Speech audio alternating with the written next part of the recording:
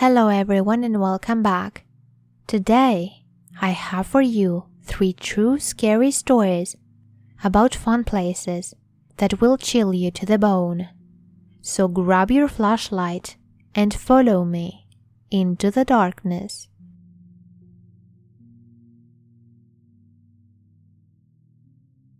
There are a lot of stories and urban legends about Chuck E. Cheese animatronics, such as they look at the cameras and they move around at night. Well, I'm here to tell you that is all horseshit. Animatronics are shut off after hours and bolted to the floor at all times. However, there is one slight exception to this. I'm the assistant manager at a local Chuck E. Cheese. I always aspired to work there, to get close to the animatronics, to see what made them tick. I knew kids who were frightened to them, but they were my favorite thing since I first saw them. Then, I forgot about it. I never went back to the place since my friend's birthday party, when he and I were about 6, up until a few months ago. At first, I didn't know what Chuck E. Cheese was when I saw their hiring sign, but the address looked familiar. I looked it up, and considering my options in the small nothing town I live in, I convinced myself to go in and grab the job. To make a long story short, I got the job.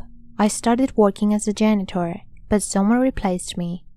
Instead of firing me though, they bumbled me up to assistant manager and hired another janitor. Supposedly, the business had been scrapping along without one because they couldn't afford to hire one, even though it was demanded by the company that they need an assistant manager. Anyhow, I'm getting a little off track. In the restaurant, there is a back room where the animatronics were stored before they were repurposed as the new Chuck E. Cheese type animatronics.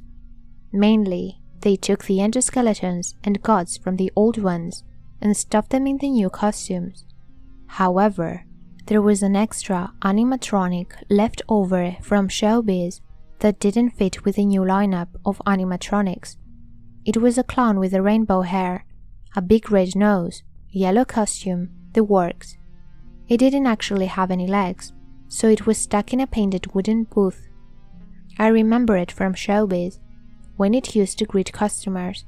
Back to me. I was called for a meeting with all the other employees by the manager to help brainstorm on ways to make more money. After all, 2 extra employees can't pay for themselves. One person suggested we add tunnels for the kids to play, but it would cramp up the already tiny building too much. Another suggested extra arcade machines, but they don't gross enough to be worthwhile, unless there was more business, and again, the building was bigger. After sitting, melting in our chairs in the stuffy, poorly ventilated meeting room for about 15 minutes, the manager suddenly sat up with what appeared to be an idea. "I've got it," he said. "We should use Creepy in the back. That's what we call the old clown animatronic in the back. I mean, he really is disturbing. For educational purposes, think about it. We strip the costume off, do just endoskeleton and odd signs and pamphlets about how it works. The parents would go apeshit for that sort of thing, no?" Everyone, including myself, nodded in agreement and said, yeah, or, okay, desperate to escape from the hellhole of the meeting room. Fast forward to a week later, and we got it all set up right in a corner to the left of the entrance. The upper half of the endoskeleton sitting in a wooden box, which has been repainted with something like "Learn How We Work," with the Chuck E. Cheese mascots painted below it. Several signs have been placed around and inside the animatronic, which describe its parts and what they do. As we had hoped, parents went nuts for the attraction, holding their kids' shoulders tight, who just wanted to play the arcade games and devour the pizza, guiding them over to the booth, trying to coax their children into being interested in the endoskeleton. There were a few struggler kids who went up to the booth by themselves, occasionally a group, but mostly to kick it and stick gum to the clear plastic shell we had placed over the stripped animatronic. Wires, frame and tubes exposed, eyeballs with small white irises, staring at the animatronic stage, motionless. Unlike most cliché stories about this sort of events, I didn't get a bad feeling about the animatronic skeleton, nor did it stare at me. It just looked off into space, motionless. The thing was a hit. However, I am not here to endlessly describe how business was or glorify the animatronic skeleton. That evening, everyone left, the manager and I being last. Walking out, we blabbed about our social lives, shooting the ball, and he jumped his key in, locking the door. As we did each other farewell for the weekend, it was a Friday, his nephew was covering my weekend shift. Besides, this town is pretty old-fashioned. Most places are still closed on Sundays. I caught a glimpse inside the dark building through a window, and I swear I saw the animatronic skeleton twitch for a moment. The thought of a disabled animatronic moving when it was unplugged made me froze. I got in my car and went home. The weekend passed, which consisted of me visiting my mother and logging more hours into games on my PC.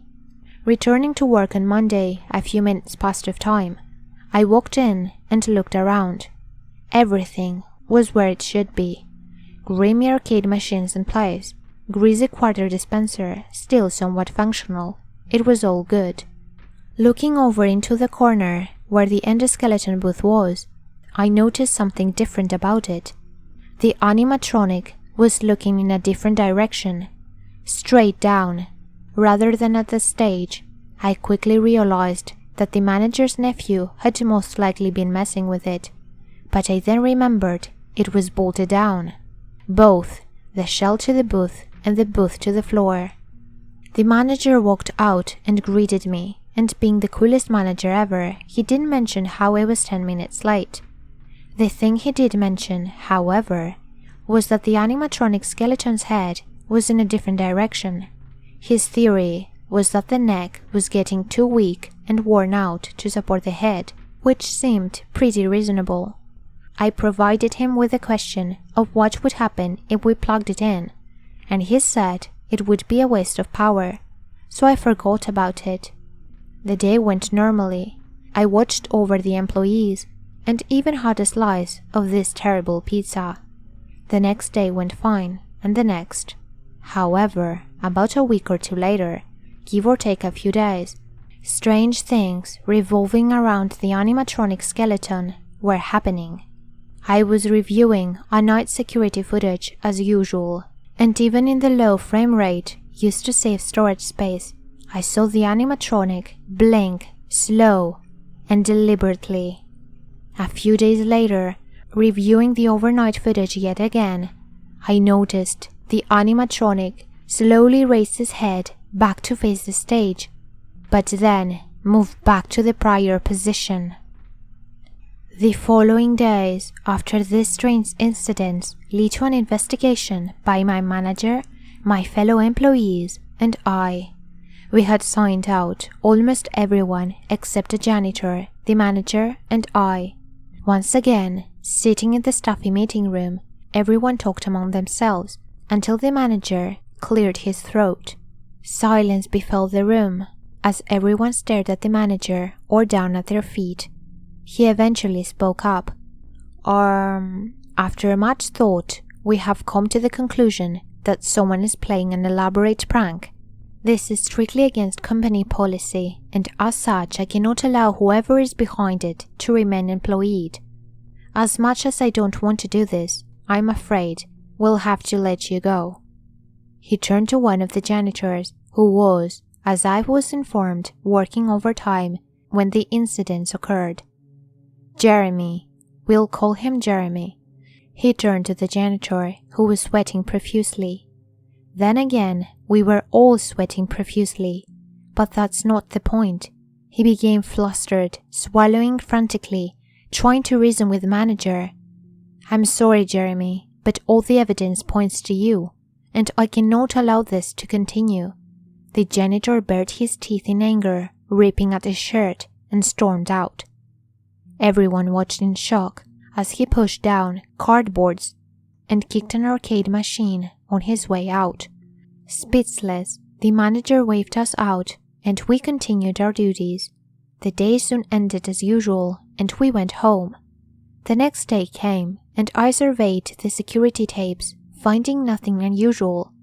At this point, I was convinced it was Jeremy, finding some way to mess with the animatronic. It seemed that at a certain point my life had become almost nothing more than checking security tapes, hoping for the animatronic skeleton to move, to do something. But yet, for over 2 weeks, nothing happened. Then, of course, something did. Otherwise, why would I be writing this? It happened on Monday night.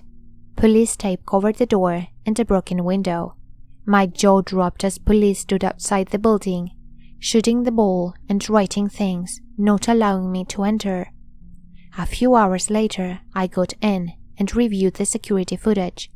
The first few minutes were fine, but then I noticed in the corner of the frame something appeared on the floor. I quickly realized that it was glass, and a few moments later I witnessed a man in a black balaclava and hoodie crawl through the window holding a drill. Even though he obviously meant to conceal his identity, it was very apparent that the perpetrator was Jeremy, the employee who just had been fired. I could tell by his build and the way he walked. Holding what appeared to be an impact driver, he unbolted the animatronic booth from the floor and lifted it above his head. At this point, I was just as much impressed as I was shocked. That thing weighed at least 150 or 200 pounds, and considering his build, which was tall and skinny, this was no small feat. He staggered over to the main animatronic stage and smashed the booth into it. The chef animatronic has received serious damage to its left foot, which was near where he smashed the booth into. The animatronic inside the booth had shockingly survived without a scratch. The booth, however, was completely ruined. Shortly thereafter, the cops caught him, and not surprisingly, it was Jeremy. We closed for a few days for repairs, made a new booth, and we were back on track. The following few weeks after went like they were supposed to. One employee quit and another was hired. Things were going well. But of course, like before, things started derailing again. It started with the animatronic now changing entire positions. The camera feeds became increasingly jumpy and shoddy, which for reasons unknown made my heart sink. I should have quit there, just left. Others did. Most did, in fact. The manager did everything he could to conceal the happenings from the public, and as far as this was concerned, he was doing a pretty good job. We were soon required to film ourselves leaving the building and arriving home. The cameras were replaced with newer, higher quality ones, and the animatronic now had a camera inside his booth. It appeared that the manager was becoming increasingly paranoid, warning us not to tell anyone, leaving only upon closing time. Supposedly, he had even received a letter from the owner about this issue.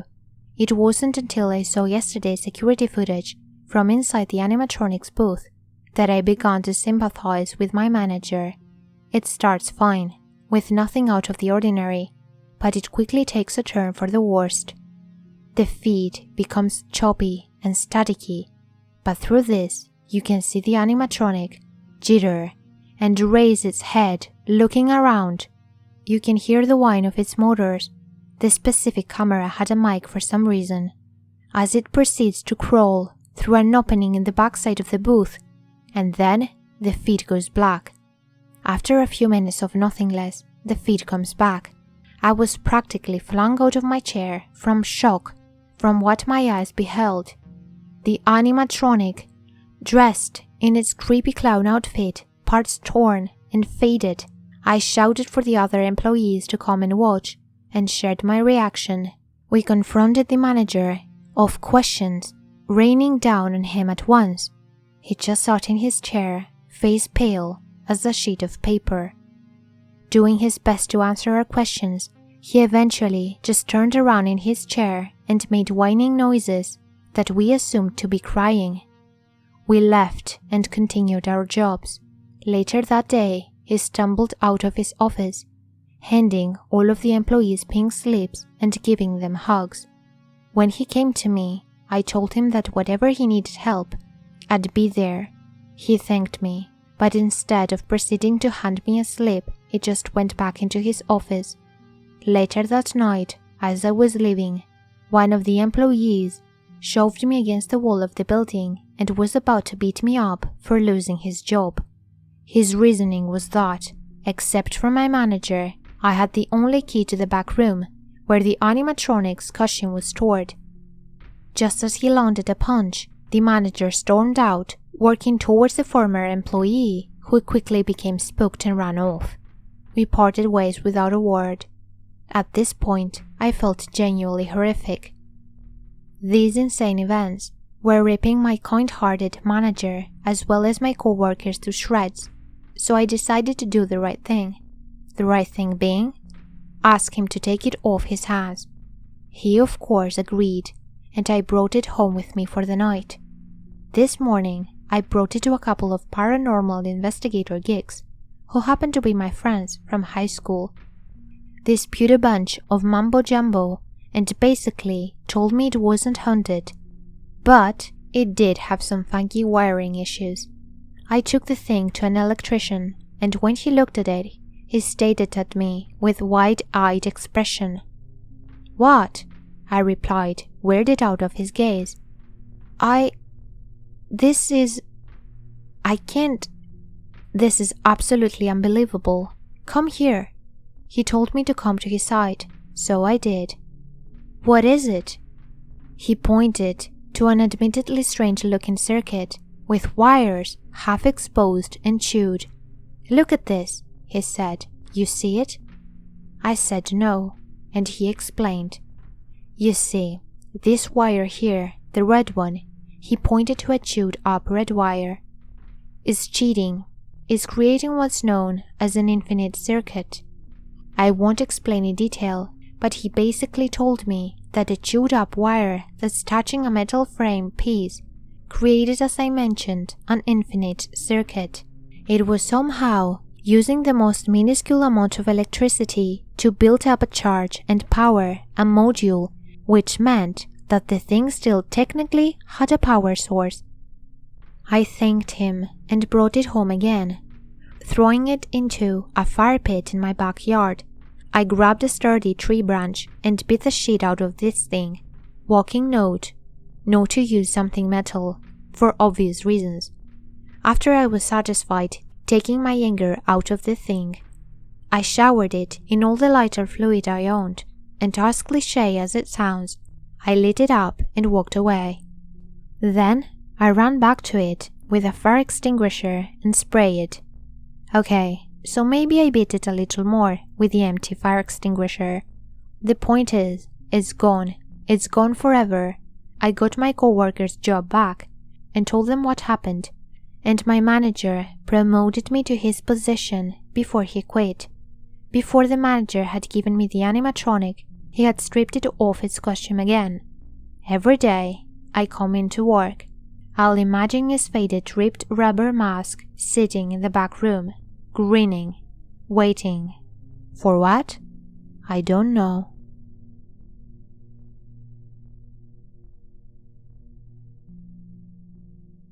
Does anyone remember those giant indoor playgrounds from back in the day?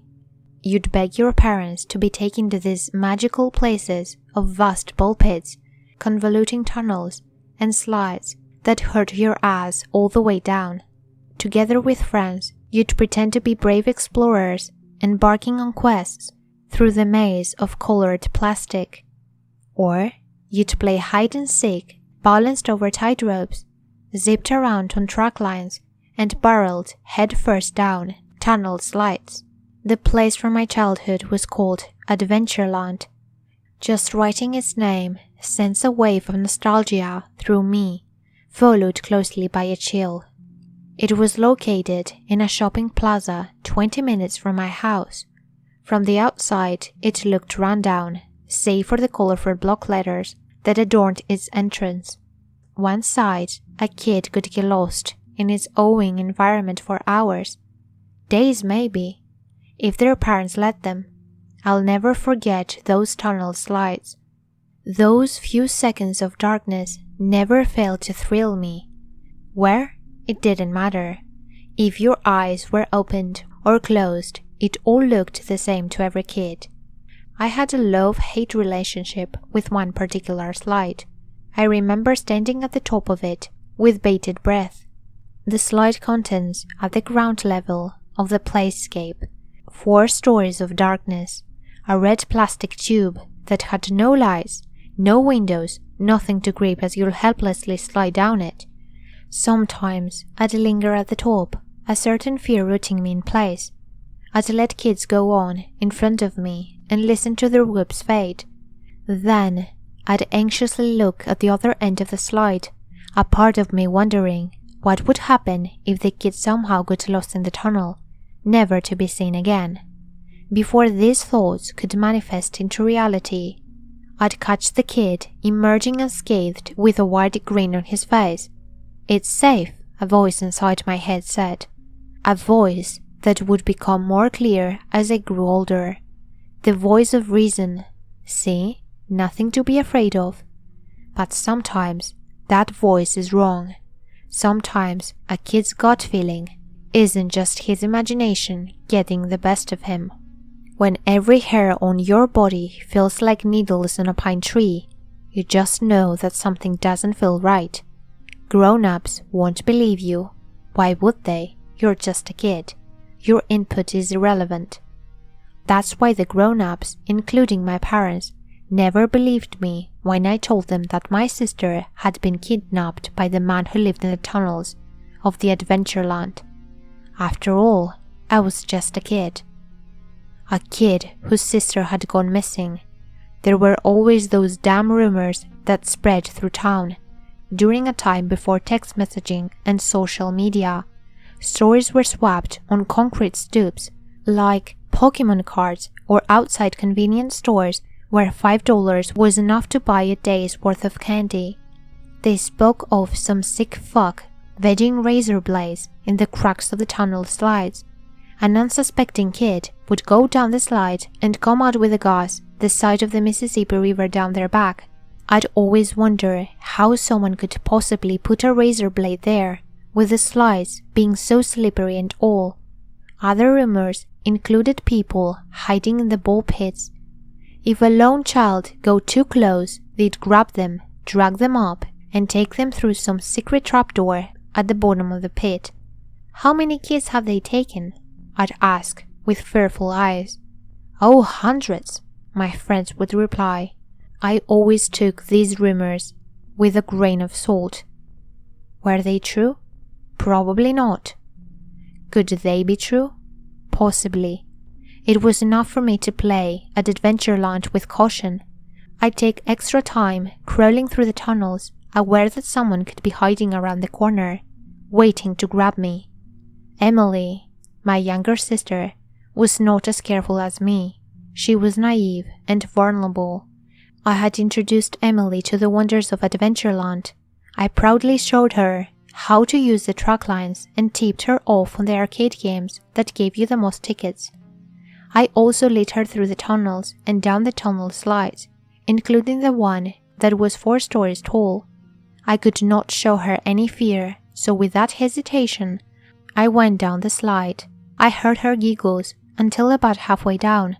Then I heard nothing for a few seconds. Everything went dark. I was alone. I thought of hidden razor blades. Before I could panic, I emerged into the safety of the light. I sighed in relief and looked up at the smiling face of my sister. I waved cheerfully. "See? Nothing to be afraid of." At the time, I couldn't bear to scare her with rumors that weren't proven to be true. I could not tell her to watch out for razor blades in the slides, or kidnappers in the ball pit, or used needles in the tunnels. If you saw the way she looked up to me, like I was a hero, you'd understand. I had a terrible dream. I was at Adventureland, standing before the giant playscape. The arcade behind me was silent. I was alone. There was a gripping pressure in my chest, the same inexplicable fear I felt those few moments inside the red tunnel. Only this time, I was prolonged and torturous. My eyes wandered up toward one of the tunnels. There, in one of the fishbowl windows, was a man. His ugly face was twisted in a sheer as he looked down at me with morbid pleasure. With a long crooked finger, he showed me to come over. My body began to move toward him, climbing up and up and up until I woke up. My bed was soaked with sweat. I saw the man's face every time I closed my eyes, only now it was more contorted. I shuddered and tried to find sleep. I knew the bad news was coming seconds before the phone rang. My mother answered and began screaming. Together we drove to Adventureland to find my sister. The cops were already there. They kept a close watch on the people who came and went. I overheard several grown-ups talking that day, and this is what I was able to piece together.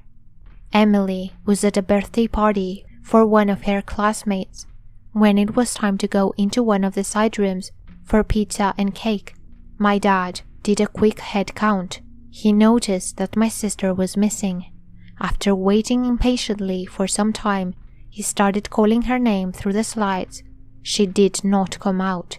Several kids went in to go find her, and when they turned up empty-handed, shit hit the fan. My dad started freaking out on one of the supervisors and demanded a search party for Emily. The cops were called. They too could not find anything. The grown-ups started telling stories about an abduction where a kid was taken to the bathroom.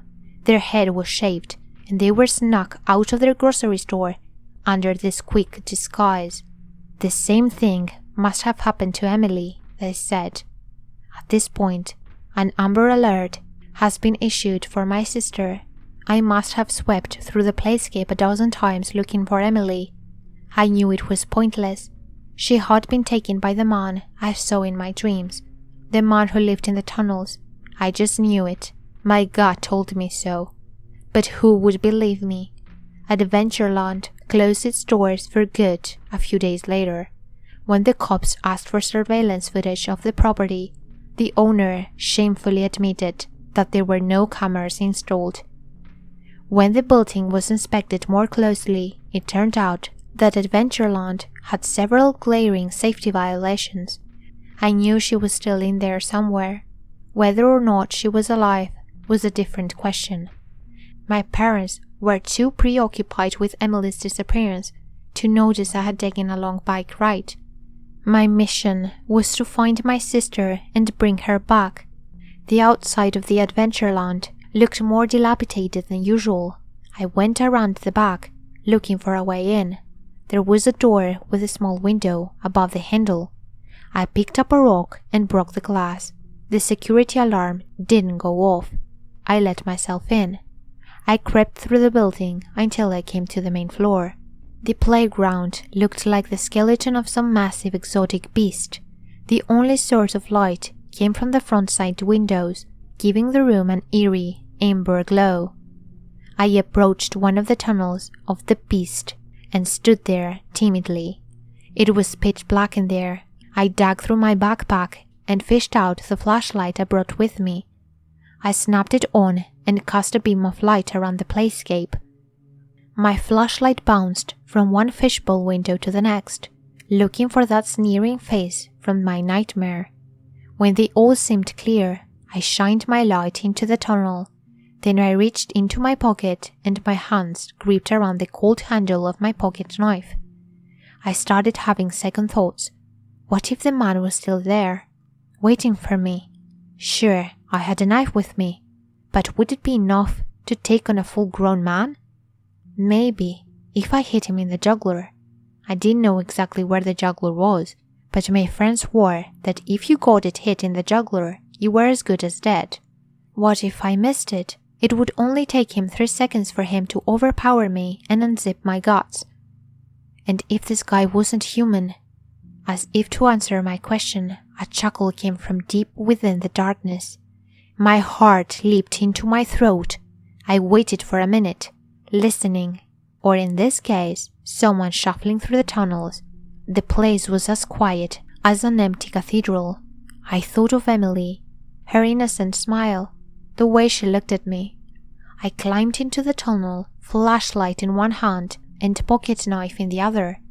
I crawled through the tunnels cautiously.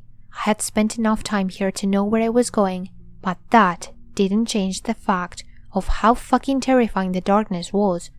With each turn, my bravery faded more and more. A new feeling was taking its place. I was going to die in here. After crawling through the maze of tunnels for some time, hearing nothing but my short, rapid breaths and thudding heart rate, I came to a strange sight. Someone had burnt a hole in the plastic surface of the tunnel, through the wall and into the building's cavity. It looked like straight out of one of those Prison Break movies that played on TV. He took Emily into there, I thought with a dull sense of rage. I climbed through the hole and ventured beyond the wall. I passed pink tufts that resembled cotton candy. The pipes hummed silently overhead as I crawled on all fours. The air here was more dank and had a wet basement smell to it. The tunnel finally opened up into a small concrete room. There was a dirty mattress in the corner with scattered articles of clothing on top of it. Several yellow newspapers and envelopes were all over the floor, along with a few cans of beer and baked beans. I picked up a random envelope. It was simply addressed to a person named Mr. Robert Gray. That was it. No address, no sender information. A sickening thought entered my head. Someone had been living there. Was his name Robert Gray? With shaking hands, I opened the envelope and withdrew the enclosed paper. There was a message written on it, and what appeared to be blood. See? Nothing to be afraid of. I knocked the fuck out of there. During my frantic escape, I thought I heard something chasing me, something evil. I turned my head once I was back in the tunnels, and I could have sworn I saw 2 orange eyes floating toward me. They appeared to be gaining on me. There was no time to think. I scrambled through the twisted tubes of plastic, my flashlight bobbing ahead of me. I didn't care to cast a light behind me. Whatever was chasing me, it was definitely not human. I had only one option if I was going to survive. That option was coming up fast. The 4-story tunnel slide. Without any hesitation, I dove headfirst down. I closed my eyes and waited to get cut to ribbons by dozens of razors, but before I knew it, I plopped down on solid ground. I sprang to my feet and booked it for the back exit. My pursuer wasn't behind me anymore, but I sure as hell wasn't taking any chances. I didn't slow down until I was on my bike and a half-mile away from Adventureland. I kept looking over my shoulder the rest of the way home for those orange eyes, but I come home safe. My parents didn't even notice I was gone, or what they had almost long another child that day. I kept my encounter at Adventureland to myself for all these years. Nobody believed me at the time. I was just a stupid kid with an imagination that had been tainted by the abduction of my sister. Even as I grew older, I'd been seen as a damaged kid with a traumatizing past. My word meant nothing. I started keeping tabs on that old building Adventureland used to be in. It became a restaurant after that. They held a large fundraiser there, and the chef put cyanide in one of the dishes, poisoning a dozen people. 8 people died. Then it came a house of worship. Some shitty wiring caused a fire to break out during one of the services. 14 people died. Today it stands as a daycare center for children. No incidents have occurred.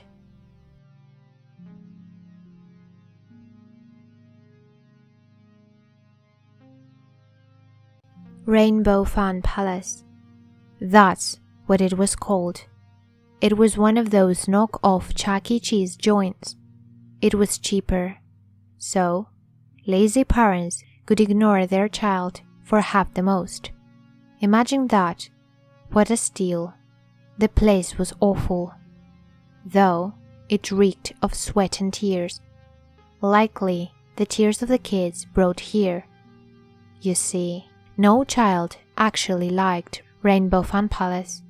Maybe it was the bad pizza.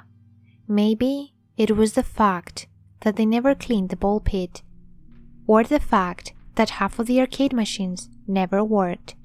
Each one of the workers always looked like they'd much rather be somewhere else, somewhere that maybe smelled a little better. I think it was Giggles. Giggles was a rumor at best.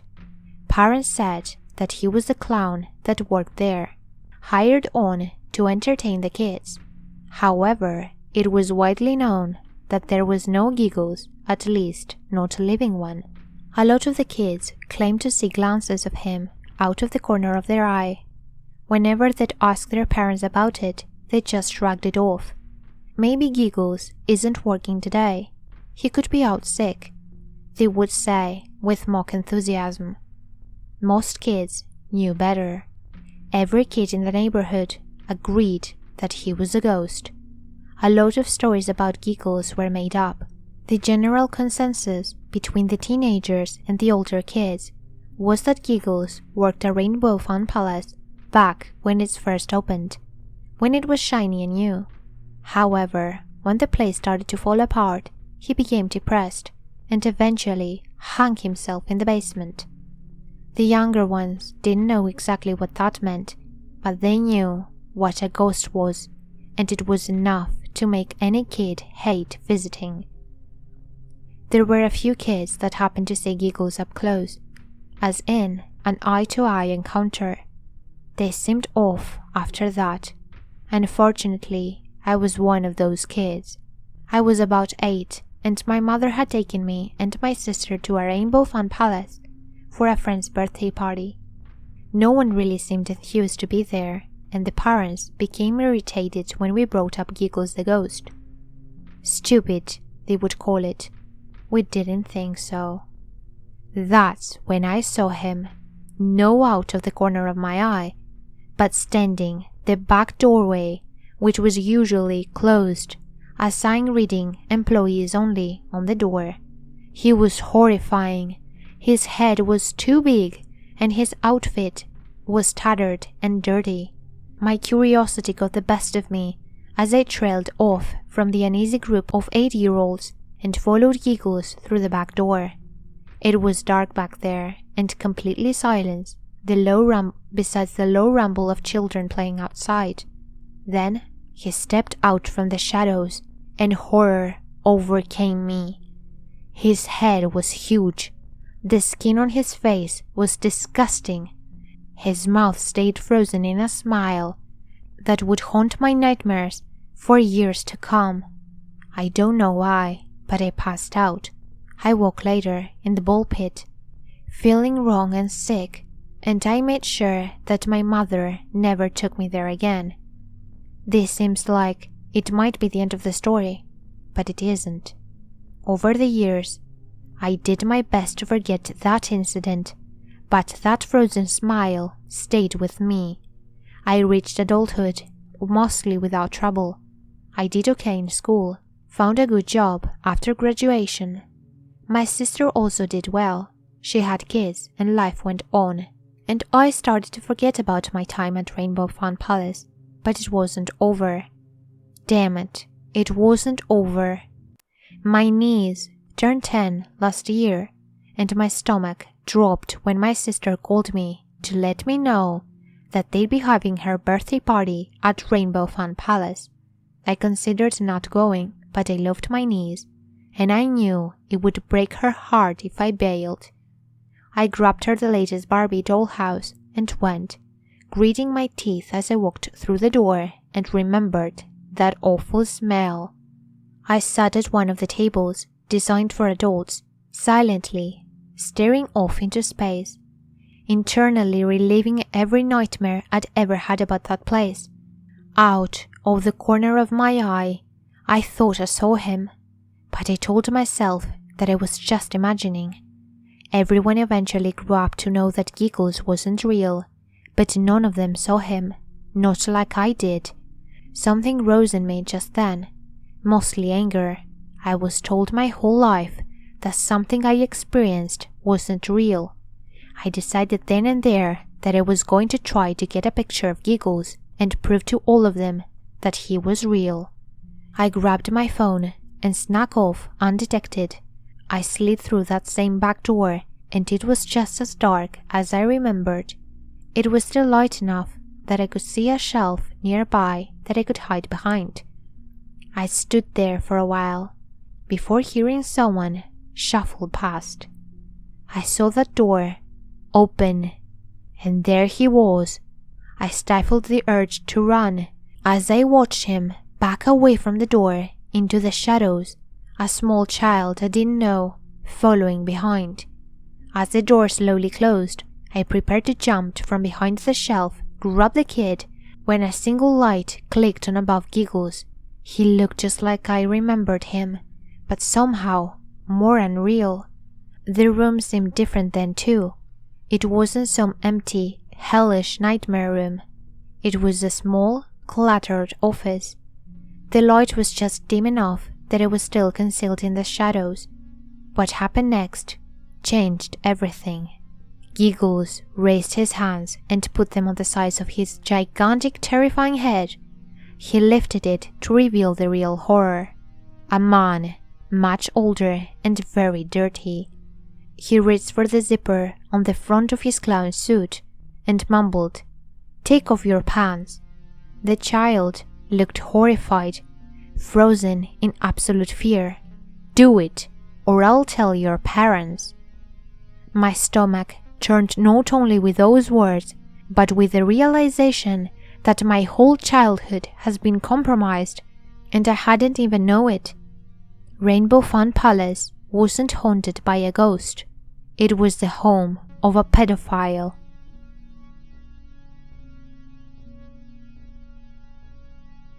Hey there, and thank you so much for listening. If you like this video, please leave a thumbs up. And if you like my videos and want to see more, subscribe to my channel. And I will see you all in my next video.